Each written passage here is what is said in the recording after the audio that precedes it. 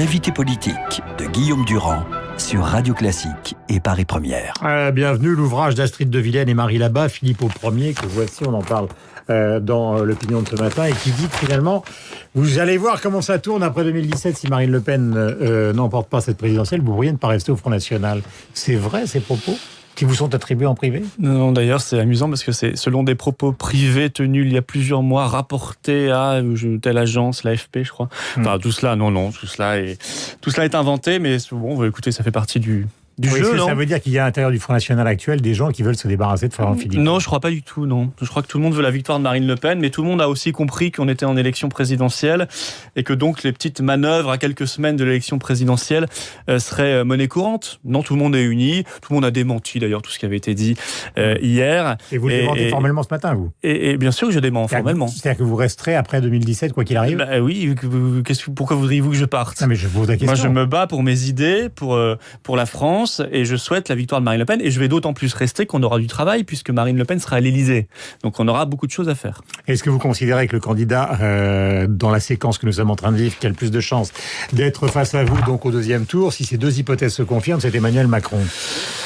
Pour le moment, c'est lui. En même temps, vous savez, les élections dépendent de la volonté des Français. Donc, je ne vais pas voter à leur place. Moi, je vote pour Marine Le Pen. Je pense ardemment qu'elle sera au second tour de toute façon. Je pense qu'elle peut parfaitement l'emporter. Pour l'instant, il se profile que ce soit plutôt M. Macron, mais rien n'est joué. En réalité, d'ailleurs, on a peut-être deux favoris face à Marine Le Pen au second tour, pour y être en tout cas, Fillon et Macron, qui partagent un programme assez similaire. Sauf que derrière Macron, il y a l'équipe Hollande. On parle du ralliement possible de Valls, mais bon, il y a déjà. Vous croyez ce matin, ce ralliement ? Oui, on voit bien en tout cas qu'il a refusé de rallier, contrairement à sa promesse d'ailleurs de primaire, Monsieur Hamon. On voit toute la Hollandie, si je peux m'exprimer ainsi, qui rejoint, qui soutient en sous-main, voire clairement maintenant directement, parce qu'il y a des ministres, ça y est, de François Hollande qui le soutiennent. On voit que certaines manières... Officiellement, Emmanuel Macron a dit qu'il voulait arrêter, au fond, après Jean-Yves Le Drian. En gros, il a dit après Jean-Yves Le Drian, il y a des gens qui peuvent se rallier à titre individuel, mais ça ne me concerne pas. C'est pas moi qui les cherche. Moi, je comprends qu'il soit un peu embarrassé par ses soutiens, mais ils sont là. Et ils formeraient l'essentiel de son éventuelle majorité législative si par malheur il l'emportait. Mais je pense qu'il ne l'emportera pas. Je vois de Robert Rue à Alain Madelin, Monsieur Attali, Marc Berger, Monsieur Bailey, le ministre Le Drian, etc., qui s'est rallié. Beaucoup de socialistes aussi qui essaient de se recaser de manière inespérée, pensant que le hollandisme serait balayé. En réalité, ils espèrent trouver une astuce, que ça ne se voit pas trop avant l'élection, et puis qu'on se recasse tous derrière Macron pour appliquer un programme, le même programme que Hollande, en pire. Donc les résultats seraient les mêmes, mais en pire. Je crois que c'est pas ce que souhaitent en réalité les Français. Est-ce que vous considérez que les affaires sont en train de polluer? Donc les affaires, il y a les vôtres, il y a celles d'Emmanuel Macron, on parle de son patrimoine, il y a celles de François Fillon, sont en train de polluer? Ou est-ce que la présidentielle, ou est-ce qu'au contraire, vous considérez qu'il est nécessaire qu'effectivement les enquêtes se multiplient sur les patrimoines, sur la vie personnelle des candidats ou sur leurs assistants parlementaires, parce que ça vous concerne directement? D'abord, le fond des affaires n'est absolument pas le même. D'accord. Il n'y a aucune suspicion d'enrichissement personnel. Je pense que ce qui choque les gens, c'est la suspicion d'enrichissement personnel ou familial.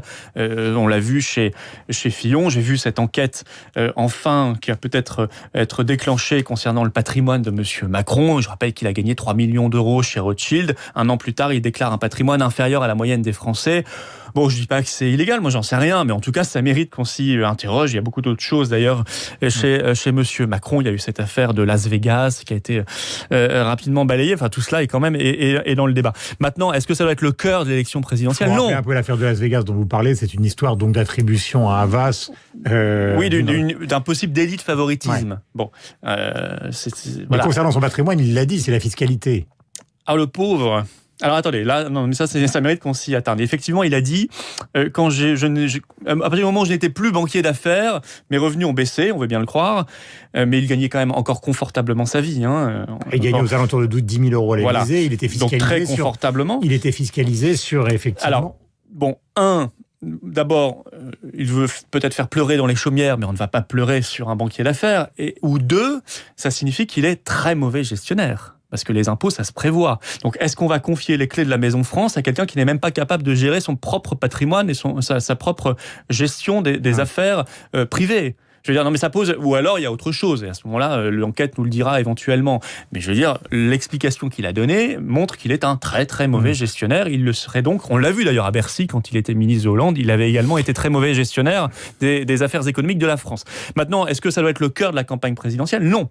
Le cœur, ça doit être le débat d'idées, de propositions, de projets pour la France sur le chômage, sur le fondamentalisme islamiste, sur les petites retraites, sur tous les sujets absolument essentiels, l'insécurité, enfin tout ce qui intéresse, et enfin tout ce qui fait aujourd'hui que les Français se passionnent pour une élection. À un moment, Marine Le Pen et donc le Front National n'étaient pas forcément, comment peut-on dire, favorable à la façon dont allait se dérouler l'émission de TF1, qui est quand même attendue comme le grand tournant de la campagne lundi soir, en disant que les petits partis n'étaient pas invités. Est-ce que ce matin, il y a une nouveauté dans votre participation à cette émission ? Parce qu'elle avait laissé longtemps planer le doute sur sa participation. Alors, qu'en est-il ce matin ? C'est-à-dire je crois qu'elle a été une des seules, peut-être avec M. Mélenchon, à avoir demandé à ce que tous les candidats soient représentés dans ce débat. En rappelant donc que seuls Hamon, Mélenchon, le Front National, Fillon et Macron sont présents à cette émission. Voilà, ils sont 5. Pour l'instant, je crois qu'il y a 7 candidats qui ont les 500 parrainages. Il y en aura probablement plus à la fin. La chaîne n'a pas bougé. Par contre, deux autres débats vont s'organiser, je crois, chez BFM et iTélé avec tout le monde. Et puis sur France 2 avec tout le monde. Tant mieux, c'est plus démocratique. Oui, moi, je parle de lundi soir. Il aura lieu le débat. Qu'est-ce que je vous dis ? Mais elle ira. Oui, elle ira. On va pas priver les Français de la personne qui est en tête dans les sondages dans un débat. Mais c'est tout à fait regrettable que tout le monde n'y soit pas. Question, est-ce qu'il y a une menace Erdogan que vous analysez ce matin, qui, à partir du moment où on interdit les meetings qui lui sont favorables en Europe, peut faire planer la menace de libérer tous ceux qui se sont réfugiés en Turquie et qui pourraient relâcher finalement vers l'Europe en signe de protestation ? Parce que c'était ça. Vous parlez d'un allié, c'est extraordinaire. Et il fonctionne par insulte et chantage, en fait, parce que les insultes ont plu sur différents pays ces derniers temps, traités de nazis par les ministres turcs, exactement, ou les Allemands d'ailleurs. Et nous avons eu la faiblesse d'accueillir ce meeting, alors qu'en plus on savait, parce que nous on avait et moi j'en avais parlé à l'époque, on avait déjà accueilli en octobre 2015 un meeting similaire turc à Strasbourg. Ça s'était très mal passé. Il y avait eu des propos inacceptables. Il avait appelé les Turcs de France à rester turcs, à ne pas s'intégrer, à ne pas s'assimiler. Tout cela n'est pas bon. C'est le poison de la division et du conflit. Quel est le point de droit qui permet d'interdire un meeting pareil ? Mais écoutez, le point de droit, il se trouve. On peut imaginer des possibilités de troubles à l'ordre public. Mais je veux dire, il y a au bout d'un moment, au-delà du droit, il y a un respect. Le respect nous n'avons pas l'obligation d'accueillir un officiel turc sur notre sol. C'est ce qu'ont fait les autres pays. Il est là le point de droit. Et puis le respect qu'on doit à la France et aux Français. On n'est pas la serpillière de l'Europe, quoi. Et ça, je crois que ça a été très mal vécu par les Français. Ça montre que les gouvernements français sont faibles. Et ils sont systématiquement faibles par rapport à la Turquie. Ça fait quand même plusieurs gouvernements qu'on ne clôture pas la procédure d'adhésion de la Turquie à l'Union européenne. Ça n'a pas été fait sous Sarkozy-Fillon, ça n'a pas été fait sous Hollande et Macron, enfin tous ceux qui ont été ministres de Hollande. On a continué d'ouvrir des chapitres de négociation d'adhésion de la Turquie à l'Union européenne. On est faible vis-à-vis de ce pays. On est très très faible. La rencontre sur la citoyenneté qui était celle de Marine Le Pen donc hier, avec revenir sur le droit du sol et le regroupement familial. Est-ce que vous avez l'impression que ce sont deux mesures qui sont attendues par les Français et qui sont, disent les opposants au Front National, totalement contraires à la tradition française? Non, il n'y a pas de tradition française du regroupement familial ou quoi que ce soit. Non, je crois que c'est très attendu, c'est très utile, surtout et très, très indispensable. De toute façon, la situation migratoire actuelle n'est comparable à aucune autre période dans l'histoire de la France, en tout cas moderne et contemporaine. Les flots d'immigration sont absolument massifs, inconnus jusqu'ici, et nous n'avons plus de frontières en plus à cause de l'Union européenne, à cause de Schengen. Donc il faut prendre ces mesures-là, il faut également rétablir nos frontières nationales, et il faut que la France fasse ce travail d'assimilation, mais elle ne peut le faire. Et il est possible, on a tous de magnifiques exemples autour de nous, mais il n'est possible que si les flux d'immigration cessent d'être absolument massifs comme aujourd'hui, et comme ils le sont depuis une vingtaine d'années. Qui n'ont aucun rapport en nombre avec ceux qu'ont connu les Allemands, par exemple. Oui, je sais que Madame Merkel a accueilli 1,5 million de migrants en 2 ans. Très loin, c'est quelques dizaines de milliers. Je vois d'ailleurs que Fillon et Macron se rivalisent comme de jolis cœurs pour justement obtenir les faveurs de Dame Merkel et de savoir qui sera le plus grand chouchou de cette dame. Vous savez écoutez, nous, ça n'est pas notre ambition de lui plaire. Donc c'est immigration zéro, vous? Non, c'est pas immigration zéro, mais notre ambition n'est pas de lui plaire. Nous estimons que 1,5 million de migrants en 2 ans, c'est absolument irresponsable. C'est pas notre cas. Et que ça se passe mal d'ailleurs en Allemagne. D'accord. mais ce n'est pas notre cas. Donc vous, quelle est exactement la position? Mais ça n'est pas notre cas. Déjà, nous accueillons beaucoup. Et puis, ça n'est pas notre cas. C'est pas un chiffre. Mais ça revient. On les a, les chiffres. L'immigration légale est supérieure à 200 000 entrées par an. Le nombre de migrants, c'est plusieurs dizaines de milliers qui ont été acceptés. Et puis, vous négligez un paramètre important. Donc, je vous pose la question, quel est le chiffre voulu par le Front National? Nous n'avons, je vous réponds juste après, mais nous n'avons plus de frontières. Donc, les 1,5 million de migrants de Mme Merkel arrivés en Allemagne, mais au bout de 3 mois, peuvent venir librement en France. C'est probablement d'ailleurs ce qu'ils ont largement commencé de faire. Donc en réalité, on ne sait même pas combien il y en a en France. Je vois qu'on s'occupe des migrants, mais pas des SDF. Vous voyez, bon, ça, ce sont des choses qui choquent les Français. Quel est le chiffre du Front National, souhaitez-vous? Nous souhaitons, en matière d'immigration clandestine, 0, parce qu'il n'y a pas de raison d'accepter une immigration illégale, et en matière d'immigration légale, un solde de 10 000 par an. Ce qui permettra notamment à des étudiants étrangers de venir en France, étudier en France, faire rayonner notre pays et notre langue. Fillon, par exemple, souhaite que ce soit un débat qui a eu à l'Assemblée nationale et que chaque année, on voit à la hausse ou à la baisse justement le chiffre de l'immigration en France. Est-ce que c'est un peu une méthode qui serait à la hauteur? Qui va décider? Ce sera la politique du gouvernement. Qui décide une politique en France? C'est la politique du gouvernement. Et ensuite, s'il y a des lois qui doivent être votées par l'Assemblée et le Sénat, elles sont votées par l'Assemblée et le Sénat. Enfin, c'est le processus constitutionnel, législatif ou réglementaire normal. Mais c'est l'engagement que prend la future présidente de la République française, Madame Marine Le Pen. Quant au quota d'immigration, on nous a déjà fait le coup. Je me souviens d'un Nicolas Sarkozy qui promettait à peu près la même chose en 2007. En réalité, dans le contexte actuel d'ouverture totale des frontières, où c'est même le juge européen qui décide. Vous avez vu qu'aujourd'hui, le juge de l'Union européenne décide de savoir si on peut mettre le voile islamique dans une entreprise ou pas. On n'a pas à dépendre comme ça d'un juge supranational. Ça, c'est un choix de société. Nous, on souhaite mettre d'ailleurs la laïcité dans le Code du travail. Vous voyez, comme ça réglera le problème. C'est le vôtre, justement?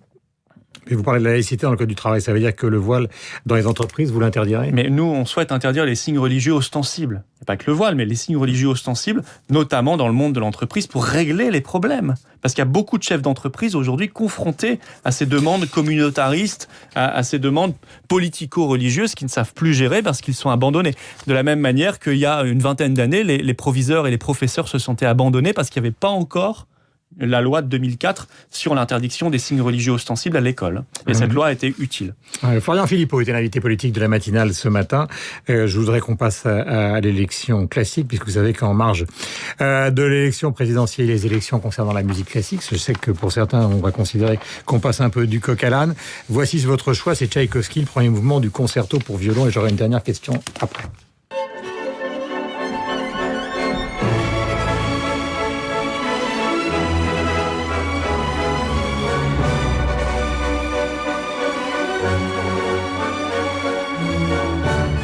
Voilà ce Tchaïkovski, premier mouvement du concerto pour violon. Un mot sur le choix et une explication concernant les Britanniques avec le Brexit. Deux choses différentes, donc. Tout à fait. Ah oui, il n'y a rien à voir. Tchaïkovski, parce que j'aime beaucoup, voilà, tout simplement, et qu'on m'a demandé en 2 secondes de choisir, donc je l'ai vu, hop, j'ai coché. Et le choix britannique sur le Brexit, eh bien voilà un pays qui respecte la volonté populaire. Contrairement à la France, c'est l'inverse de ce qui s'est passé en France avec le traité de Lisbonne. Là, les parlementaires ont respecté le vote, le référendum. Mais est-ce que vous considérez que c'est un argument pour votre campagne? Parce qu'il y a aussi Geert Wilders et les élections qui vont intervenir donc demain aux Pays-Bas. Oui.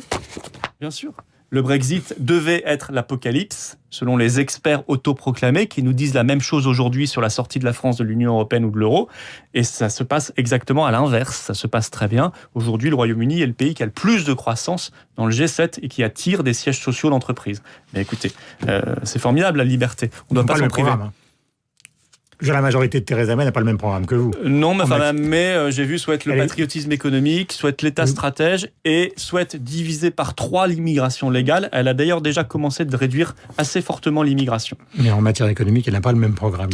Il est 8h31. Elle veut remettre quand même du volontarisme dans l'économie et ça, c'est notre souhait. Après, évidemment, nous avons aussi des divergences. Il est 8h31, vous êtes sur l'antenne de Radio Classique. C'est Florian Philippot qui était l'invité de la matinale. On a rendez-vous dans un instant avec la revue de presse de Michel Grossior. Bienvenue à vous tous. Et après, ce sera Philippe Tesson et Bruno Roger Petit. 8h32.